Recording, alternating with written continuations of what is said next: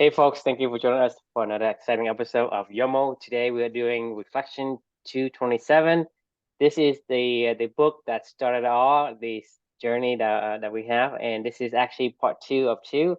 So what can we learn from this great book that is the genesis of everything? Yeah, yeah, yeah. This was the start of your magical learning. Was book one was The Alchemist, right? And the only reason this is now appearing again at 227 is because of True's fault. Where he gave me permission around this time, to write multiple reflections and if I had multiple thoughts that popped up from a book, and this particular thought, like, hell, we talk about this all the time still, and I was like, look, man, like I gotta do a reflection on this one because it's something that's like ingrained into my head at this point in time. And when I first started the first reflection, I had a rule of one book, one reflection, and I was like, screw that. I learned a lot. Sometimes I learn Mm. multiple things from multiple, from one book. So anyways, that's why it's appearing now, because I gave myself permission to keep writing and get these thoughts out of my head. But if you just a quick recap, if you guys don't remember what the Alchemist is, I know Drew, you've read it. So, no, have you read The Alchemist? I read it a while ago. It would be a cool book to read again. Yeah, no, I love this book. I mean, it's an awesome I mean, story about. you have read the book because you went through the quest. Well, that wasn't a part of the quest. That was the first book that we did for the pre-quest It's a stuff, pre right? a prerequisite, right?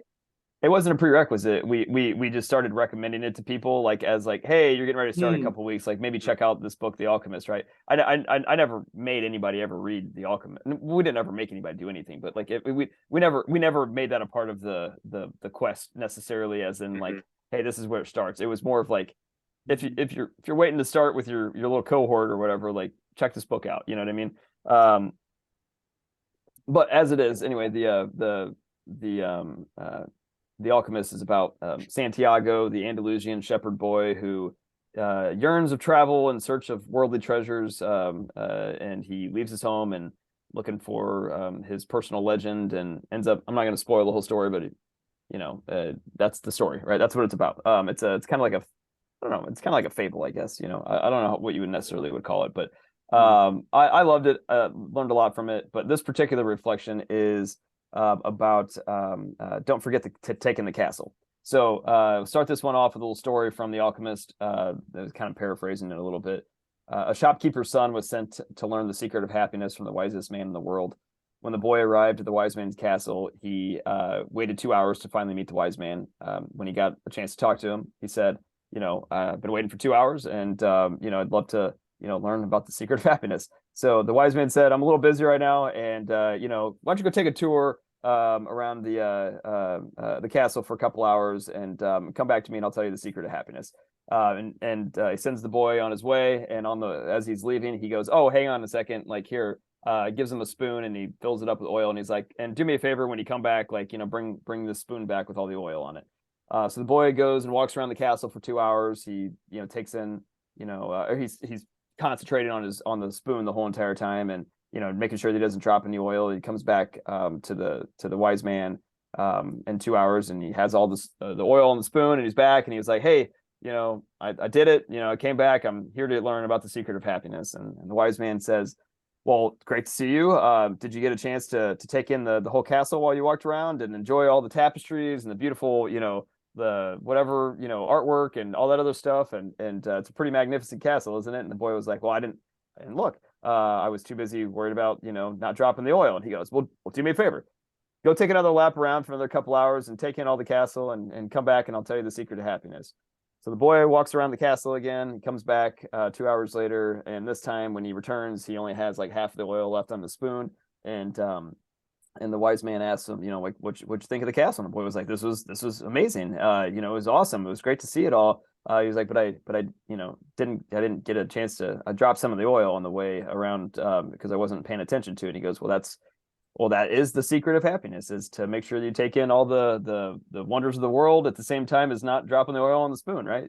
So that this story was something that's always stuck in my head, because it happens regularly where I will remember this and recall this story as I'm like, especially like, on a run or something like that in the mornings, and it's like really hot in the summertime, and I'm like miserable, and I'm sweating, and I'm sweat's coming down to my eyes. It's 90 degrees outside or something like that, and I'm alone. I'm on a trail, and all I'm thinking about is getting back home and just checking the box for the day, and getting done with my workout and moving on, right? And then something every once in a while this story just pops in my mind, and I stop and I'm like, oh yeah, remember taking the castle, you idiot.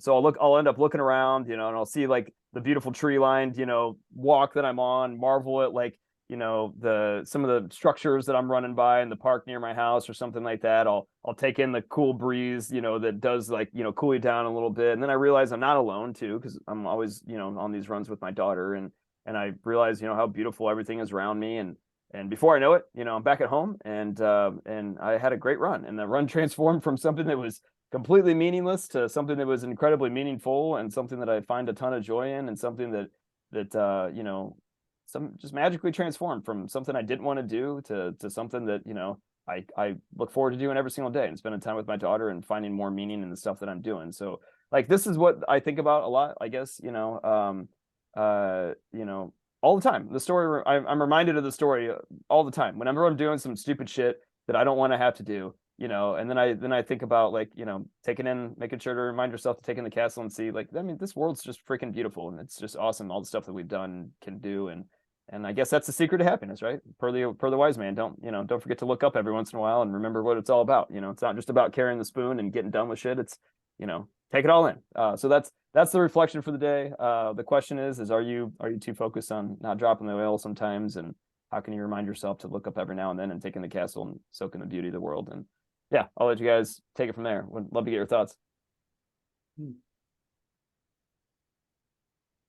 Tree, what do you think? Well, I think it's pretty straightforward. I mean, it's the secret to happiness.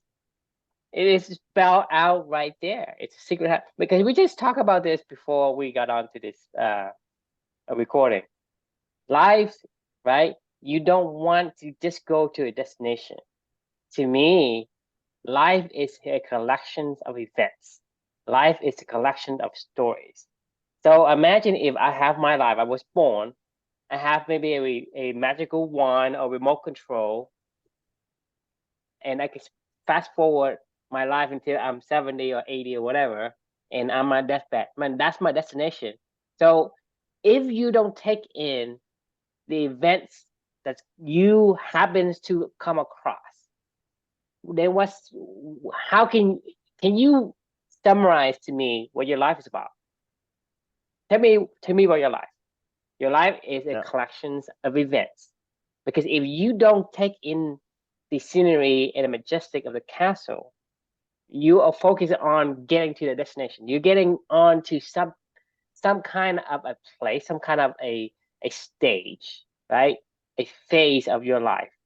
So if you think about, hey, I'm going to skip all of these experiences, and I'm just going to magically appear at another stage. I mean, fast forward, however you want to say it. You can close your eyes, put your head in the sand, and wait until you see 70. That's your destination. You got there. But what is your life? I mean, your life. Can you tell me, about your life? You can't. So it's like, hey, I'm taking a vacation. I'm going to, let's say I'm going to Cancun. Oh, I go Cancun. I flew there and flew back. If you ask me, how was my trip? I went there and went back. I don't want anything. It's like, I mean, you think about it. Yeah. So every time I ask you, hey, how was your trip to Florida? How was your trip to this place, that place? Or, oh, I've seen this, I've seen that. Oh, I see this interesting person, this interesting event, is whatever. This is what life is about. Because if you ask anyone about their life, they're going to tell you the events that they have encountered. And so to me, that's the secret of life, and a very straightforward. This is book spells it out. I mean, that's not much I can say. It's not about going from point A to point B, and that's one thing too, because we're in this timeline where time gonna flow no matter what. You have to go from point A to point B, but the point is, what do you do in transitioning from point A to point B? and it's why are you doing it too? It's connecting to the here and now.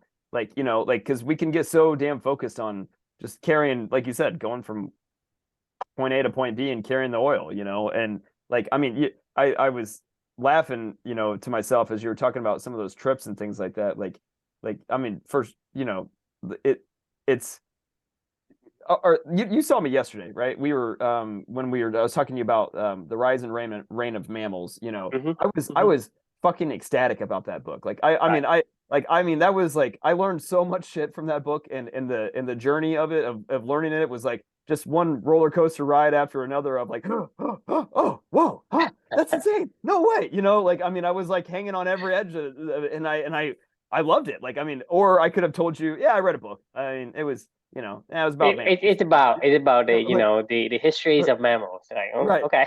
I mean, Boring. That sounds that's a boring as point. hell, That's a you know. point. Yeah. It's not about, oh, I went there, oh, I did that. Right. But what happened? Like, oh, something happened. Oh, there is this nice pool. This is nice castle. This is, a bunch of people. This is It's enjoying nice it. culture or whatever. This is the events that you encounter. And to Right. me, that's what life is about. And if you say, hey, what is Chris, right? Who's Chris? Who's Snow? Then you have certain events. And, hey, I'm this person. I came across this and encountered this. This is my experience. You are a collection of experiences. You are a collection of stories. You are a collection of events. And all the events is what you want to remember, is who you are, is what you remember. Because if you don't remember, I mean, it doesn't you have no interest in it, Mhm. right? And if you don't focus on the here and now, then anything that you can recall, it's pretty much an illusion. You're projecting everything else. Like, a lot of time when you go to work, right? And you will drive home, you won't notice if Yeah, you do that like on a regular basis. You don't notice anything. You're like in your own mind projecting zap to be out and somewhere else. right. You miss everything. Even if Right. there's some kind of event that happens there, you probably gonna miss it. If and if I ask you, hey, did did you stop by a light at that street, or this cross section? What was the color of the car right next to you? You won't know because you didn't pay attention to it. There's that really famous study. I don't know if you've heard about that one with the gorilla and the Oh, yes, basketball yes, court or whatever. basketball, Yeah, yes. yeah, and they're like, you're like, you know, I think it was count how many like passes or something like that, you know, or whatever, and then like Yeah. a gorilla runs in the middle of it, and then they always like they ask him. I forget what the final stats are, but like the majority of everybody doesn't see the gorilla, and they're like, "How do I you don't not think see the fucking?" anybody did. I mean, I'll look it up while you know, Snow. I'd love to get your thoughts though. I'll look it up while you know, Snow's sharing here. Well, you can multitask? Yeah, I mean, yeah, I'm not multitasking, but I'm gonna look up, you know, gorilla how many gorilla statistics. Um, Gosh, no, this is it's a neat conversation. Just because, yeah, if you aren't enjoying the process, then what the fuck are you doing? You know? Right. Exactly. But and yet, like I think, like Chris, you alluded to, yeah, we can all find ourselves in that trap, whether, like, oh, we're just, I want to just get done with this run so then I can go do this and that, and it just makes me chuckle because, yeah, like Tree was saying, like, what if you just like had a remote control in your hand, like, all right, I'm just gonna fast forward to, like, I get off the plane, all right, I'm gonna fast forward till we get to there, I'm gonna fast forward till you be this part, like I mean that's just like, uh, who to say what's the right way to live life? But I mean, one, it's like it almost prolongs the enjoyment, though, if you do try to enjoy every moment. But also, not every moment's going to be enjoyable, though. I mean, Right. um, I agree. I mean, But that's where that's where you have the freedom to choose. Because if you completely ignored it, you didn't have a choice in the first place. Because like mm, in the example of the gorilla example that Chris referring to is, oh, we it's didn't right here. notice. We didn't notice that there was a gorilla in the video, because we are focused on so much on something. We didn't even get a chance to say, well, I decided to want to watch the gorilla instead of counting. yeah, right. So, oh yeah, yeah, I've definitely seen this.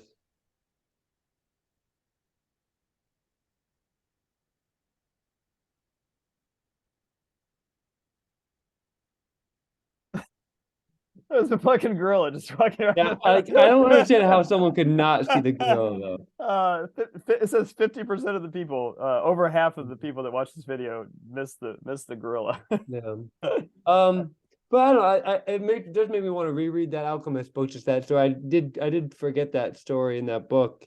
And I don't know. Yeah, I mean, we should just try to experience every moment just for whatever it is. And like I said, like I mean, I think Free would even say, just like there's kind of nothing to say. That is kind of the some wisdom to life is try to stay focused on not messing things up, but enjoy what's going on around you. And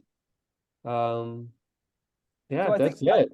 but I think it's more than just that though. It's both, right? Like we still need to get from point A to point B. Like I still want to go and do like this every single night with True, and I still want to keep progressing and building on what we're doing in Clubany in the future and all that other stuff. But like I want to enjoy every one of these conversations with you guys along the way, right? I could easily just be like, oh, I gotta go check the box with the True, with our combo tonight, and like, but like that, this is when you get to enjoy, like, your values, like, this is like when you get to actually consume your values is when now when we're talking. I think that's true, but and one thing I just noticed for myself though is like, well, when are you too attached to an idea? Because I mean, we also get in a habit of just doing things, and at what point are we too attached to it that we're like actually almost like like I talked about before, like we're almost like addicted to it to a fault where like it's somehow getting in the way of our life or in the way of our human connections or something that we're making. So I guess I just wonder about that for myself. That's a good question. So I'll answer that. I'll answer that with a question. When is the right time to fire somebody? All right, let me try to give like a logical answer. The right time to fire somebody is when they aren't able to fulfill on the commitments or fulfill on the expectations that you've made explicit to them that are necessary for them to keep their job. I'm sure. I mean, if that's what you want to do. I mean, yeah. I don't know. That sounds very technical. I mean, like, I mean, it's kind of a joke, but like the right time to fire somebody is probably the first time you think about firing them. Like, you know what I mean? Because for whatever reason you lost confidence in them, and you're like, I don't think they can. Well, it's to fail expectations.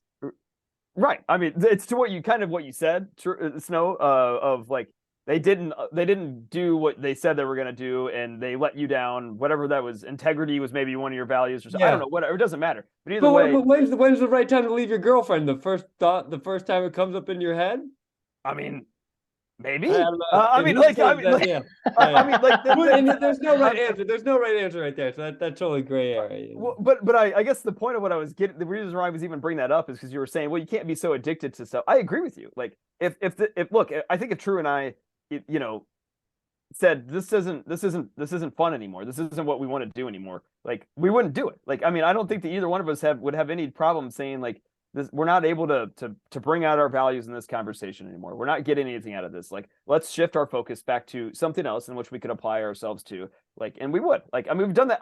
True. How many times have we done that? Like on how many different stupid projects have I brought you and you're like, and maybe we spend a day on it. We're like, yeah, this isn't fun. Yeah, I mean, it's I like that. We even do like these meetups, and I told Chris, look, this ain't working. Yeah, actually, that's a great example. The meetup groups that we used to host, right? I so badly wanted that to work because I liked it. Like I did like, the idea of it, right? And every once in a while we got a little bit out of it, but it was like 1 out of every 10 things, and it was always just such a time suck, and it would take us away from this. It would take us away from doing other stuff. It wasn't bringing more people into Clubany at all necessarily. And honestly, like the right time for me that I should have shut that down was the first time that we were both like, I don't want to do this week. Let's just do it. Like I would tell True like, let's give it 1 more week, see what happens. I think I said that for like 3 months straight. And I don't know what I was hanging on to. Like I mean, it was like, yeah. I mean, even a part of me now, every once in a while on a Thursday or whatever, like, and I'll think like, man, the anti-library thing was kind of fun. You know, the anti-book club was kind of fun. But like, we're kind of doing that right now. Like, I mean, I'd rather do it with you two than with, you know, with other random people that never show up. And one dude was like playing with a dildo one time or whatever, you know, and we're like, what the fuck is this? You know, like, we're not gonna like this was, it was so far out of what like, trust me, I didn't want to see that castle anymore. Like, I mean, I think it was clear like that castle was not the Right. castle that I was enjoying, you know, and or true, you know. Yeah, and the thing is, when I was doing the the meetup, I was feeling like I'm running for trains, and to me, it's I'm misaligned with what I want, right? And so the I guess the feeling that you get, you can kind of say, hey, I don't really safe and comfortable with doing these kind of things, even though I don't really give a shit. I just, I don't want to run for trains for anyone. It's like if people shows up and they have, good books and whatnot to recommend, it's great. But at the same time, I'm not getting any people with great books. So for the most part, I'm not getting any values. And for me, is to go to that place. My expectations are not very enthused. I wasn't enthused about going to the meeting because every single time we have like 10 people sign up and like 2 people shows up, and then and they're new people, or they have books that they don't read and they just come and just listen, and then they just drop off, and then what's the point? Just don't come. I mean, what? And to me, is the expectation for my expectation for the meetup, it just starts to dive in terms of um what I think would be fun and would be positive are things that it's a waste of time. And so I think at some point, um, your alignment will change based on whether you get enough of it, or not enough of it, right? If you still have more room for it, then you're gonna have the feelings of wanting it. If you are basically full of it, then you say, hey, I think we have enough with whatever this, and we can move on to the next thing. But I think having the attachment, it could be both good and bad, and depending on how how you are aligned with it and how you think it aligns with what what you want to be. Because a lot of times, I think for me, like you say, certain people who want to do certain things, and if I were to do whatever it is I like to do, I don't mind missing out on other stuff, right? And so in life, for me, it's not about to experience a little bit of everything. I want to experience a lot of this thing that I like, if that makes sense. So if I'm saying, well, if I found something that gives me this fulfillment, this gives this feeling, then I think I want to do more of it, regardless of what people say about, let's say I like fishing, and I can say, hey, I wasting time, go out there and sit in the lake and do nothing, just put my line down and just wait there, or just do whatever I want to do, relax, whatever. That isn't the point, but the thing is, that's what I want, and so I want to do more of it. So it's basically, hey, my true could be addicted to fishing, but isn't it too much attached, depending on whose perspective you're looking at? Because rather than being, maybe you want me to go like run a marathon and go cross country. Well, I don't like to run cross country. So for me, I shouldn't have to experience a little bit of everything if I don't like most of the stuff that you think people should be experiencing in life. And so I think having some sort of a balance in the reference of that person, it's good. Because like for me, is I like to be 80% at peace and 20% with new things. So I don't like to have surprises. I like to have predictability. So my days are pretty predictable. If you could throw something in, then you gotta give me like at least a day or 2 days to kind of figure out where I'm gonna fit it into the schedule, whatever. If that's the case, it's okay. But you bombard me a bunch of meetings, whatever. My day is completely havoc, and so I would get anxiety just because that's not something I'm used to, and that's something I can handle based on my kind of personality. And so I think having the attachment to something that really aligns, and you think that is aligned, is good. But at the same time, sometimes people mistake the need for something, and like, hey, I'm going to eat the frogs, I'm going to rise, climb, repeat, and the hustling and whatever, as this purpose or this goal or this whatever. And some people mistook that belief and took it to the core and do the wrong way, even though say, hey, I must endure if I want to become successful. And to me, it's like people say, nothing. To me, this is one thing I think. I think people take it, and I think it's pretty. I think it's common sense, but I don't buy into it, because people say, anything worthwhile is not easy. When they say anything is worthwhile, it's not easy, right? For me, in the beginning, it makes sense, but when I think about it, if it's worthwhile to you and you align with it, it should be easy for you. Yeah, It shouldn't be hard. I mean, you're talking about, like, let's say Einstein, right? He does all his equations. To him, it's easy. Is cheese making it hard for you, Snow?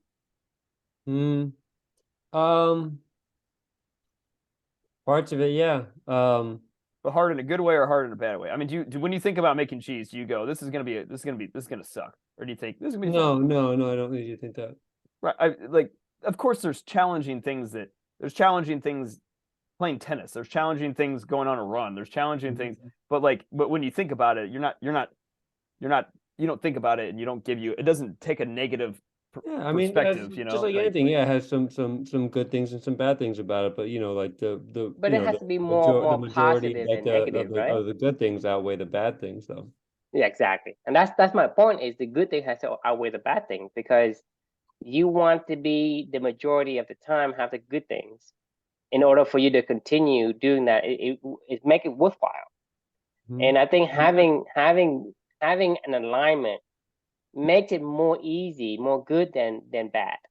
And I think that's what I'm saying is, when people in today's society, and probably in past too, all these gurus and the personal development coaches out there, they get onto the, you have to sacrifice to get what you want. You have to trade this and that. You have to hustle and bustle to make it, to be successful. You have to you have to eat the frog first. You go look at all the self-help books out there. This is basically the gist of what they say.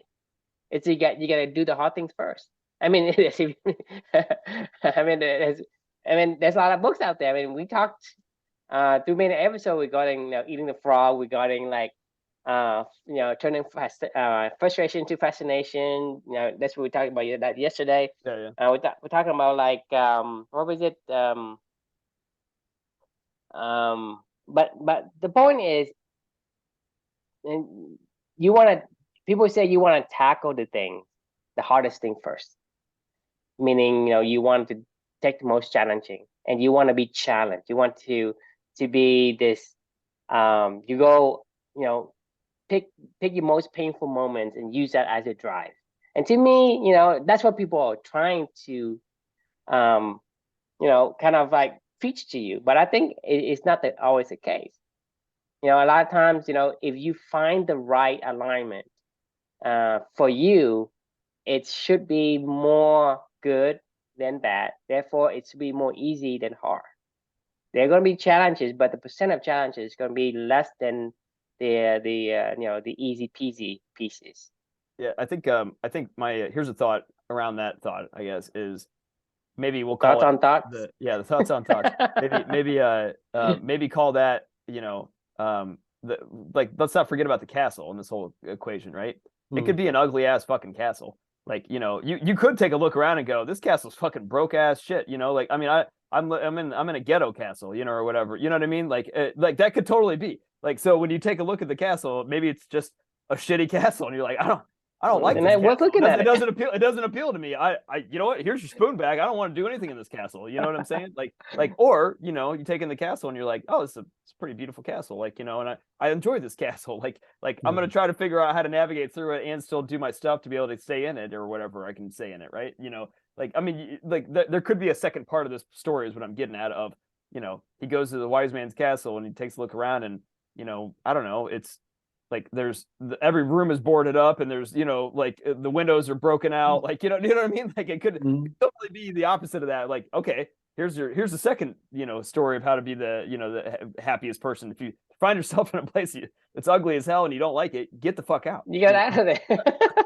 Yeah. I mean, I've been thinking a little bit about like the only thing we really have, not the only thing we really have, is our attention, though, and what we decide to put our attention to, and whether you're a seedling trying to grasp for light, or, let's say my attention to hearing you guys talk, it's like I'm gonna probably keep giving my attention as long as I'm getting something from it. But if I don't know, some teeny bopper girl is on and just starts talking about something really bland that is just whatever, not interesting to me. Sorry to be sexist there.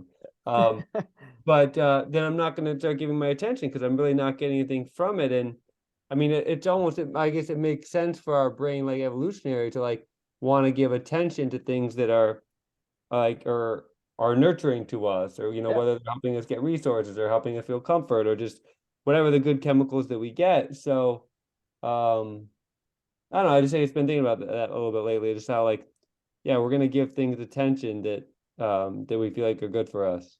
Yeah, well, actually, like I think I can't remember. It was a really recent book. I'd have to go back and look at like because I can't remember exactly what book it came from, but the like the neural pathways that we have in our brain, like we actually they're like grooves and like channels and stuff like that, I guess. And like as you start to like learn and grow, like like what we're talking about is we find a castle we liked, and like that neural pathway will like take hold and like expand and grow, right? But all the other ones aren't necessarily firing everywhere. Like, but we're like mining out like one of those neural pathways when we do stuff that we really really like. Like we're like wired to, I guess what I'm trying to say is we're agreeing with you.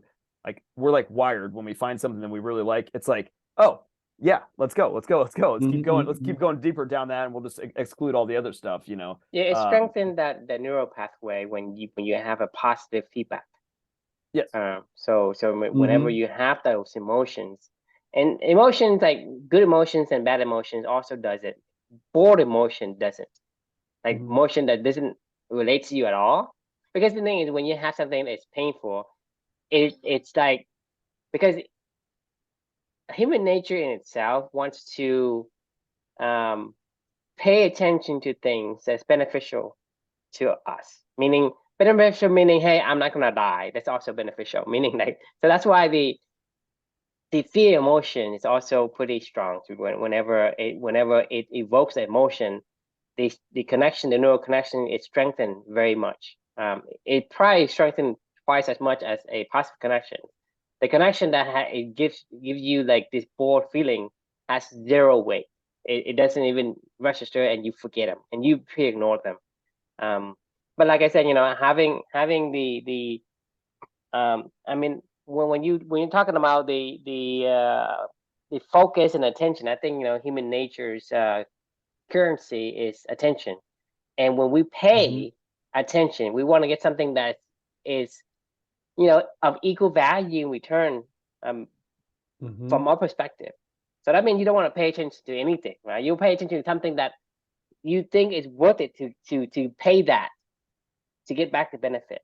So whether that's a beautiful castle, because you look at an ugly castle, it's not giving you the equivalent value return of your attention. So to me, when you pay attention, right, you have to pay for something it's worth in equal value to you back. Was that? You're paying with your time, in a way. Yeah, absolutely. I mean, your time's your time is currency. Yeah, that's everything. I mean, like, and it's currency you can only spend, really. I mean, right? Like, I mean, you can't. But like I said, you don't want to spend. You don't spend like $100,000 on a piece of napkin, right? It's not worth it. So we want to pay attention to the things that we think or we see has value based on who we are. Because some people may not like cars or houses or this and that, so their values and things will be different. And we want to make it more beautiful. Oh, sorry, go ahead. No, go ahead. No, I was gonna say, and you want to make it more beautiful too. Like if I'm walking through a castle all the time, like eventually I'm just gonna be like, oh, I can make this like even prettier. You know what I mean? Like, and then that's when you get like really excited about it, and you start to put your spoon down nicely and go to work. Like use your own creativity on. I mean, like I said, let's say there are like thousands of castles, but if you come across a castle you like, you can spend more time in it. You say, well, there's a castle in my presence, a castle far away. It's like a bird in the hand is worth twice the birds in the bush, or something like that. What was it? Isn't that exactly what the story of the alchemist is about at the end of the day? I mean, like that's it's like he goes far and wide to seek his personal legend, only to realize that the treasure was always there right back at home anyway, and he could be happy wherever he wants to be. I mean, like that's the whole but you have to go through the journey to figure that out, right? And like the journey is a part of the fun, but at the same time the it was always there. You just had to figure out a way to But be able to see it. but the thing is, the treasure has no value unless he went through the journey. Right. You know what I'm saying? Yeah. Because the thing is, he went through the journey. He experienced, he come across different people and have experienced different things, and that's what makes the story a story that is worth listening to. Because you think about if he just basically said, "Oh, I have this money, I have this treasure." Well, this treasure is nothing more than just an object. Has no context, right? Has no context. So sometimes you like, maybe you like your favorite mug or your favorite hat or whatever it is. Why do you like that hat? It's the same hat as millions of other hats, but because that hat has a story. Maybe you use it to go play tennis, and you some kind of an event happened to you while you have that hat, whatever. That's what life is about. It isn't about Hawaii. I got this in Hawaii on Luca's first trip. Yeah. So and it gives me good joy memories. Sorry. Yeah. Go ahead. Yeah, and you're absolutely right, because the thing is, at the end of the day, it's not an object, because I can pick up a piece of gold, a ball of gold, but I have no idea what to do with it. It doesn't mean anything to me, right? But if I were able to use that piece of gold and to create more experiences for myself, then that piece of gold, that ball of gold, has some value. Yeah. The value is about the experience I would have with other people. Because I asked Chris this many times before. If you make $1 trillion a year, but one constraint is you can't tell anyone, and you can't tell it, you can't tell anyone, and you can't spend it because people are gonna know. So you can't tell anyone, people doesn't know. Is it worth it? It's not, because that's not what you want. You want this relationship with other people. So the money or the things you want to get, it is so that you can use that to garner the relationship, to garner the experiences and the memories. That's who we are. We are not just a destination. We are collections of stories. Great. Because for me, I am me because of all the things I've done in my life and all the things happens to me. Chris is Chris because of all things that happens to him. I mean, I came from Vietnam, right? I was, running from houses to houses trying to dodge the commie, right? That's me, but that's just a story. But if you tell me, hey, True, tell me about your life, right? Tell me about who you are. Well, this is, and when I do this, these shapes who I am, what I think, and how I think. And then when I came to America, and then I have a different perspective. I've seen this, I've seen that. That makes me who I am, because these things happen to me. If you erase all the memories, then I'm no different than you or anyone who is memories wiped. I'm no one, nothing. It's just a piece of a thing that has it's a shell, has no meaning. It actually reminds me of that book, A Brave New World. Have you guys ever read that before? It's like this dystopian future where everybody takes this drug called soma, and it like makes them all really happy. It's basically almost like a low grade like heroin, but it like keeps them like in this suspended state of just kind of happiness all the time, but like they don't do anything. Like they just all they do is sit around all day long and take soma and like clog up their mind or whatever, and true to your point, it's like they're literally like almost personality lists. I mean, they're just like, here, have some more soma, have some more soma, just take some more soma, do this, like and like follow along, like drown it all away. It's like you want to be you, you want to go experience stuff. But You want to and that's have the a point, unique though. story. I mean, the point Yeah. is like that new brave new world doesn't exist because it doesn't work that way.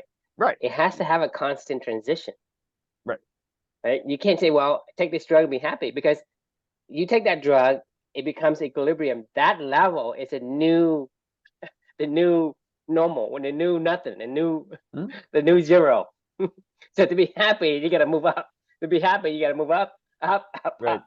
And Mhm. right, that's so Which is that why brave I new think world that's doesn't which is why exist. I think we have like those like good natural systems. Like I mean, you're gonna stop producing some serotonin and you'll feel bad, and you'll start producing. So it's like nature. I think it's kind of unique how it has like natural cycles to it, so that like we can still feel just as good by not necessarily having a lot of inputs, as long as like I don't know, as long as you don't try to just keep taking some soma all the time, or something like that, Right. or I mean, you think um, about the river, right? The river, the point of the river is the water flow. If if the water doesn't flow, it isn't a river. It's just a It's a stagnant pool swamp. of water. It's a swamp. I It's mean, a swamp. I mean, it's what a swamp is a river that didn't go anywhere, right? Like it just pooled up, and it's gross and stagnant. I mean, I guess stuff can live in the swamp, but who wants to be in a swamp? Well, yeah, algae does live in a swamp, I think. Yeah. So like, yeah, but it's no good, right? Overall, I mean, So I'm curious. So kind of to maybe for a final question here. So what do you guys? What is your oil, and what do you need to or what are you going to give your attention to sort of this week, so that you enjoy both so you take care of the oil and enjoy the castle, but give it in some context. mine's easy. I mean, this is what this whole journey's been. I've been writing about this whole entire journey.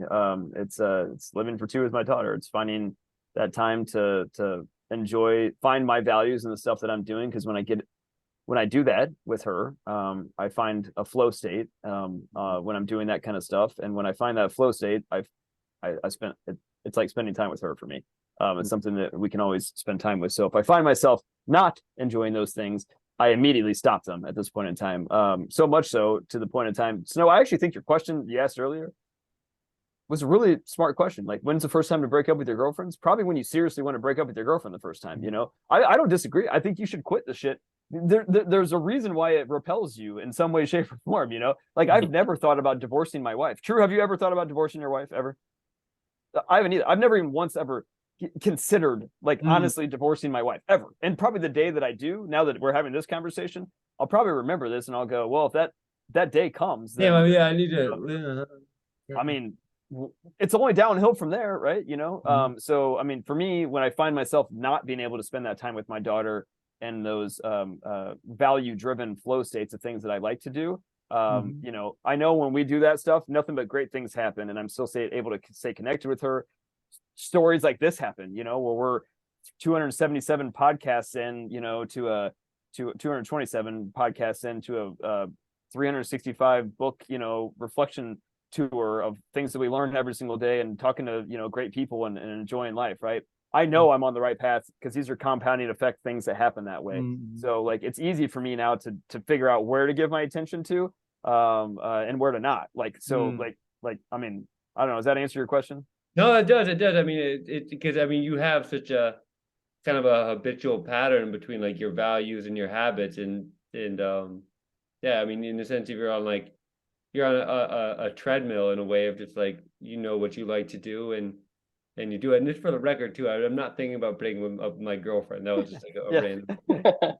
No, I haven't thought about it. I haven't thought about it. But I do actually think that's a really good point. I think it's anything you're doing, man. Like the first time that you like ever thought about like wanting to not be a teacher anymore, you probably shouldn't be a teacher. You know what I mean? Like I know, but like, here I Right. am. That's It's why I it's here got you are. attached to Like stuff, right. It's I mean, limit, right? I can think within that role is like I try to like change things up, and I'm not right. saying like I'm doing it right, but I do, because I do agree with like the people, whether in the self-help books, can talk about like perseverance and persistence, because like for me to become like an organic vegetable farmer, which has been a goal of mine. I'm kind of like actually like, actually kind of wrote it down. That's my goal. It's like, but I know I don't want to be that in like the normal market, because in terms of economic pressures and just from experience, but if I can like become that through our school, even though at times whatever it's hard and like sometimes I'm having to do too much admin work or whatever, but it's like each year it's like getting more and more closer towards that though.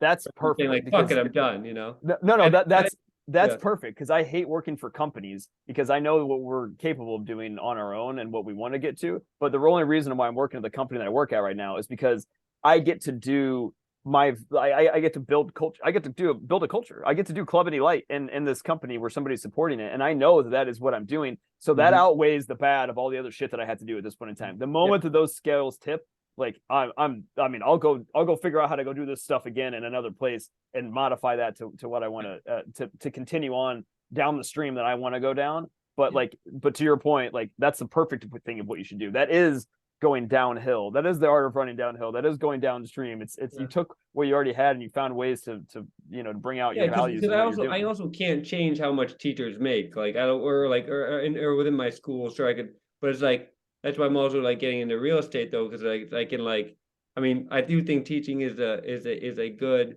thing to do, or I think it has a good cause as long as like I can like balance myself and have some agency in my job. I do like giving advice to our young people because it's rewarding. I feel like I have something to give, but I don't think I'm going to be able to make $80,000-$90,000 doing it though. So with real estate, how can I end up accruing wealth that way, and still teaching and doing my farming thing? That's essentially your castle view in the oil. I mean, the oil is real estate. You have to do this so that you can do the things that it brings you the fulfillment. Just like for Chris, it's like he played tennis, right? But he pays to play tennis. It doesn't pay him to play tennis, but he wants to play tennis. So he goes to work for a company so that he can play tennis, right? So it's that spoonful of oil. You have duties so that you can it allows you to walk around the castle. You can't just walk around the castle and do nothing, right? While you're doing the duties, you admire the views of castle. Right. And so for you, Snow, you love teaching, and teaching, if you try to take teaching as a need or a duty, as then it becomes kind of like jumble up together, and it's harder to tell, hey, I don't like this view of the castle. But if you say, hey, teaching, yes, I like to teach, or I like to grow vegetable, and I am at a negative, in the reds, because I have to buy extra. Let's say you buy organic soil, you buy the roots stimulator and watering and all these things, and you go and you sell the produce, and it doesn't make enough money to even pay for the cost. You are at a loss. But the thing is, you do it because you want to, because that gives you an experience that you want. Just like Chris, he does it. People doesn't pay him to go play tennis. He plays tennis. He goes and pays the court fees and the racket stringing and equipment and the machine that shoots the balls and so he actually spent money. He's in the red on that, but he has to carry the spoon at the other job where he can say, well, this spoon allows me to walk around the castle so that I can see the views. But if I didn't have a spoonful of oil to walk around, I wasn't carrying out a duty. Who's gonna let me walk around a castle? Yeah, it was funny. I feel like I don't love teaching though. I mean, it's like I love being, or I like giving advice, or I mean, I feel like it's a large jump to say. I guess I love. I mean, I think underneath it all, I always just consider myself just a philosopher going through life. We're all this little journeyman. So yeah, and the thing I is, can't say I sometimes love teaching the way like maybe Chris can't say he just he loves sales, or or love, you know what I mean? I love helping people solve problems is what I love to do. That's what I love. Honestly, that's what sales is. I love helping people solve problems. So I love giving advice, maybe. Yeah, no, I mean, but that's to what you just said is important because that's really the underlying code of the values of what we really care about. Why you find any joy at all in teaching, but like the tips of the scales may have tipped at one point in time in one way because of pay, because of the shit you have to deal with the school bureaucracy. Like maybe your students don't, maybe you don't even like the way that schooling is run. Where you're like, I can't even give advice. All I'm doing is just preaching from a book or something like that. That I don't even agree with. So those are when the scales tip for me, when it's like clearly this is a shitty looking castle at this point in time. I can go do my other stuff that I can go do. You could do what you just said, Snow, of giving advice and having conversations like this and being a philosopher in a gazillion different ways. Like you could be an advisor in an advisory board. Yeah, absolutely. Don't need to teach anyone. You could be a guidance counselor. You could be a I mean, hell, you could be a psychologist. You could be an author. You could be, you could be. But then would I get summers off, or would I be able to stay around that anyway? Yeah, but you gotta balance the scales. Or you can be a speaker. Just go speak. Just like Simon Sinek. That's what he does. He just give people advices. Well, my barometer test would be: are you running downhill, meaning do the scales tip where you're going downhill, or does the scales tip where you're running uphill? If you're running uphill, then fucking quit. Like if you're running downhill, then it's fine until running downhill hurts my knees. I like running uphill because my heart rate goes up, and I feel like I get some more endorphins that way. You don't like running downhill?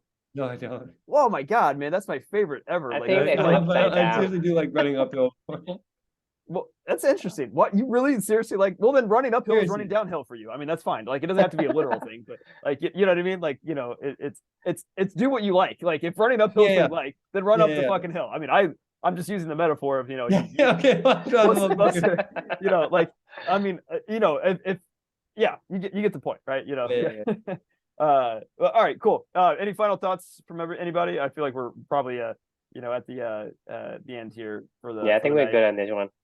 Awesome. Any final thoughts from you guys, or we can wrap? Yeah.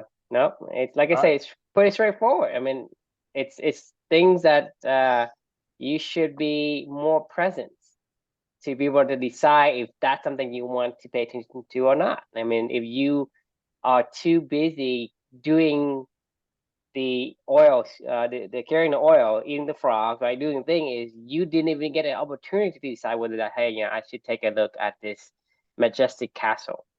And I think that's a shame because it removes the choice. The choice, and so you don't even get to decide whether, hey, I can take a peek or no. So look up. You guys remember that movie Don't Look Up? You guys heard of that one? Yes. The one that was on Netflix is hilarious because there's like a fucking asteroid coming like straight up, like everybody can see there's it. No asteroid. There's no asteroid. Don't look up. Don't look up. And now there's like political chanting, like don't look up. Don't look up. What I want you to do. And they're like, we're gonna die. Everybody, just look up. It's coming right at us. No, don't look up. So anyway, I was gonna say my final thought would be look up, and decide whether or not there's an asteroid coming at you or whether you like the night sky, right? I like that. Awesome. All right. Well, thanks everybody for joining, and we will see you all tomorrow night. Sounds good. Good night.